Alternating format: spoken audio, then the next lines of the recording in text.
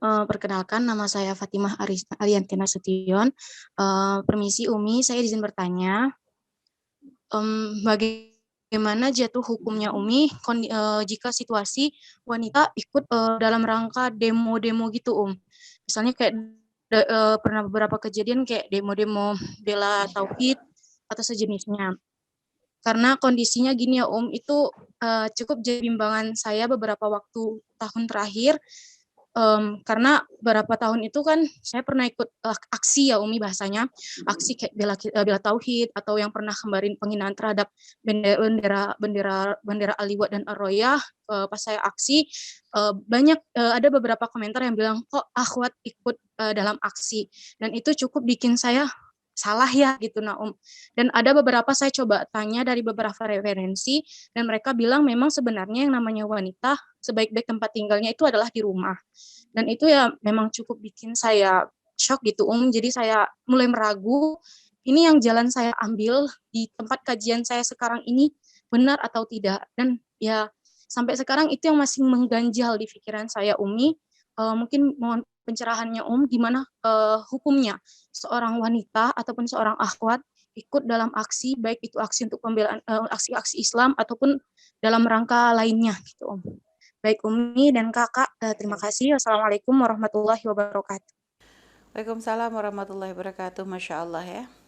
Memang kadang membuat aksi kegiatan-kegiatan seperti itu, demo-demo ya untuk menuntut keadilan ya, itu memang biasanya ya mengajak banyak orang yang terlibat kan begitu ya, sehingga kadang bentuk girohnya kita, bentuk gregetnya kita, artinya bentuk keikutsertaan, maksudnya bentuk partisipasi kita gitu ya, dengan kadang kita mengikuti. Lalu tapi kan posisi kita sebagai seorang muslimah bagaimana?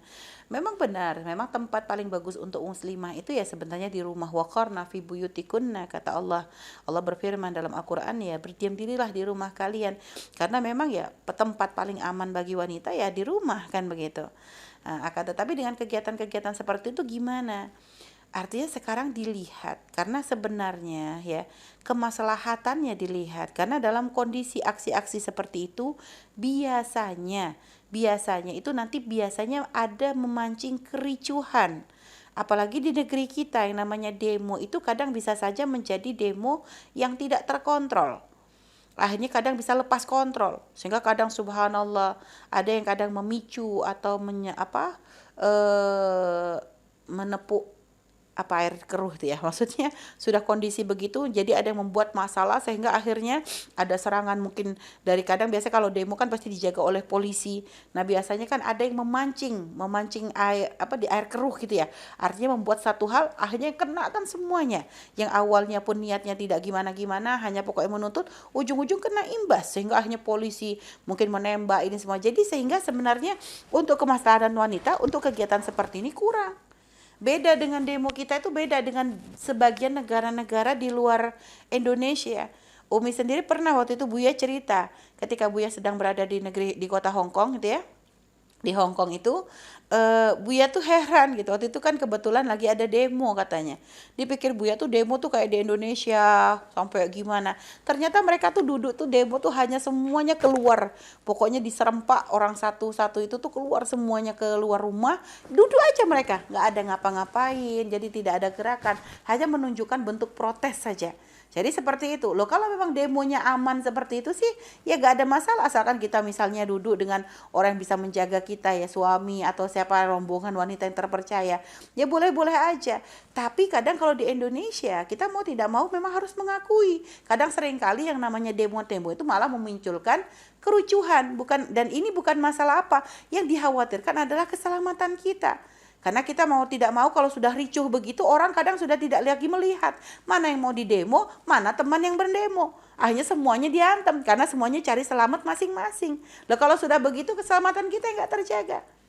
Sehingga kadang kalau aksi-aksi seperti itu ya, kalau kita tidak menyarankan Artinya untuk wanita dengan kondisi. Artinya kalau bentuk giro ya boleh misalnya kita bergabung, tapi intinya mungkin ya artinya kalau misalnya memang kita harus ikut, artinya dalam keamanan atau mungkin jarak yang sekiranya aman atau bagaimana, itu pun nanti harus ditemani mungkin kalau misalnya belum menikah dengan orang tua atau mungkin dengan abang yang bisa menjaga kita. Karena sebenarnya dikhawatirkan itu tadi ada yang memancing di air keruh. Sehingga akhirnya yang ada malah adalah timbul ke itu tadi kekerasan atau apa, sehingga ricuh semuanya, sehingga orang kalau sudah dalam keadaan kalang kabut, lihat semua tuh sudah dianggap lawan, akhirnya semua memikir pribadi-pribadi yang ada adalah mudarat untuk kita. Itu yang dikhawatirkan. Maka ya memang paling aman adalah kalau kita ini memang dalam aksi-aksi seperti itu, kalau memang kita masih kita menjaga, artinya untuk kecuali memang kita bisa menjamin keamanannya. Kalau selagi masalah keamanan yang belum bisa kita bayangkan, maka lebih bagus ya adalah dihindari. Mungkin kita bisa membuat aksi dalam bentuk yang lain, apakah dalam bentuk tulisan yang terhormat ya, bukan tulisan mencaci maki, tulisan yang terhormat, ataupun hal-hal yang lainnya. Mungkin kita punya ide-ide yang lain yang sekiranya tidak sampai menjadikan keselamatan diri kita pun akhirnya membawa mudarat untuk keselamatan diri kita. Itu yang pesan-pesan yang bisa Umi sampaikan ya. Jadi karena mungkin Ukti tadi yang bertanya ya, Ananda yang bertanya tadi kan tentu tahu ya bagaimana kondisi demo-demo yang ada di Indonesia. Seringkalinya niatnya demo, pengennya damai, aman, ujung-ujung yang muncul adalah ricuh ya, karena seringkali ada yang memancing di air keruh sehingga akhirnya menjadikan polisi kadang bertindak keras ya kepada para pendemo, yang ujung-ujungnya nanti ada baku hantam dan sebagainya. Inilah yang kita khawatirkan ya, karena di negara Indonesia hal seperti itu sangat sering terjadi. Maka kalau sudah seperti itu, jaga diri kita, perbanyak doa, doakan para pemimpin, misalnya semoga diberi hidayah, semoga Allah kirimkan untuk kita pemimpin yang baik. Itu yang harus kita perhatikan. Karena kadang ada orang memang subhanallah, kadang kita ini semangat demo akan tetapi kita jarang doa. Kita kadang sering mengandalkan tenaga, sering mengandalkan otak kita, tapi kita kurang memohon kepada Allah. Nah, ini kadang yang sering mendemo mungkin banyak semangat demo, pengen menuntut keadilan, tapi terkadang berapa banyak kita mengangkat tangan kita lalu berdoa memohon hidayah, memohon kepada Allah akan berikan hidayah kepada para pemimpin-pemimpin kita. Itu yang paling penting. Doakan tuh para pemimpin tuh supaya menjadi pemimpin yang benar, pemimpin yang adil, pemimpin yang tidak khianat. Karena kalau negeri kita dipimpin oleh pemimpin yang khianat, ya artinya yang ada akan kerusakan. Maka kita minta semoga Allah kirimkan pemimpin yang baik. Nah, seperti itu ya. Wallahu a'lam bishawab. Dan tadi kalau memang Ukti, sebentar Umi tambahkan, tadi katanya kan kajiannya melarang seperti itu. Bukan salah, memang benar. Artinya kajian yang menyarankan wanita di rumah, itu memang benar. Secara syariat memang wanita di rumah. Tempatnya adalah di rumah. Nah, jadi tinggal kajian terus gimana Mi? Kalau ada kajian ya dilihat saja, kajian itu jangan dilihat. Jadi kalau masalah-masalah fikih, masalah apa itu kadang masih ada khilaf. Yang diperhatikan kalau masalah mengikuti kajian-kajian, perhatikan masalah akidahnya. Akidahnya seperti apa? Akidahnya itu masalah keyakinan, ketauhidan. Nah, ini kan ada sebagian akidah. Jadi ciri-ciri ya, mungkin Umi kasih ciri-ciri supaya para akhwat di sini bisa memilah mana kajian-kajian yang boleh diikuti, mana yang tidak. Masalah akidah ini paling penting, karena kalau kita salah dalam memilih kajian yang akidahnya sesat, ini nanti akan merembet kemana-mana. Dan termasuk ciri-ciri akidah sesat itu apa? Termasuk menyebutkan Allah itu bertempat di satu tempat, itu termasuk ciri akidah sesat.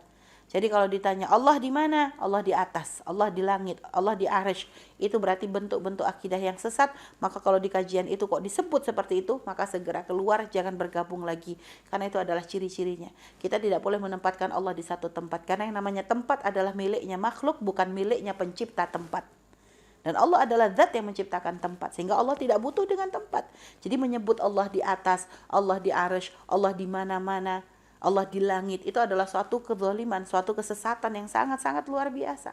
Bagaimana kita menempatkan Allah? Laisa kamitslihi syai'un, tidak ada sesuatu pun yang menyerupai Allah. Makanya kalau dikatakan di itu adalah membutuhkan tempat. Saya duduk di kursi, saya ada di Cirebon. Burung terbang di atas. Misalnya begitu ya. Cicak merayap di dinding, kan tempat itu semua. Lah Allah tidak seperti itu. Makanya Imam Ali sendiri kalau ditanya tentang masalah Ainallah, ya kan? Jadi kalau tentang Allah itu pertanyaan yang paling sesat, itu tidak boleh. Bahkan beliau mengukuhkan Allahu kan qabla khalqil makan wa ba'da khalqil makan Allahu kana kama kan. Allahu kan, Allah ada. Qabla khalqil makan, sebelum Allah menciptakan tempat. Wa ba'da khalqil makan, dan setelah Allah menciptakan tempat. Allahu kana, Allah ada. Kama kana, sebagaimana adanya Allah.